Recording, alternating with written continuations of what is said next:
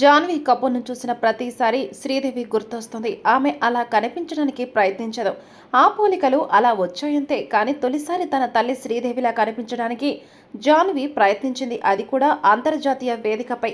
కెరీర్లో తొలిసారి కాన్స్ చిత్రోత్సవంలో మెరిసింది జాన్వీ కపూర్. ఈ ఫిలిం ఫెస్టివల్ రెడ్ కార్పెట్కు అంతర్జాతీయ స్థాయి గుర్తింపు ఉన్న సంగతి తెలిసిందే. ఇలాంటి ఫేమస్ రెడ్ కార్పెట్పై తల్లిని గుర్తు చేయాలనుకుంది జాన్వీ. దీనికోసం ఆమె లేత గులాబీ రంగు దుస్తులతో పాటు భారతీయ సంప్రదాయ శైలి దుస్తుల్ని ఎంచుకుంది.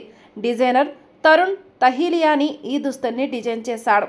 భారతీయతతో పాటు శ్రీదేవిని గుర్తు చేయాలనే టార్గెట్తో ఈ దుస్తుల్ని డిజైన్ చేసినట్టు చూడగానే తెలుస్తుంది. తన మెంటర్ కరణ్ జోహర్తో కలిసి కాన్స్ ఫిలిం ఫెస్టివల్కు హాజరైన జాన్వీ కపూర్ రెడ్ కార్పెట్పై ఈ దుస్తుల్లో అందంగా మెరిసింది. భారతీయ ప్రేక్షకులకు తన తల్లి శ్రీదేవిని మరోసారి గుర్తు చేసింది. ప్రస్తుతం ఈమె సౌత్ సినిమాలపై ఎక్కువగా దృష్టి పెట్టింది. తెలుగులో రామ్ చరణ్ హీరోగా పెద్ది అనే సినిమా చేస్తుంది. త్వరలోనే ఆమె తిరిగి సెట్స్లో జాయిన్ అవుతుంది.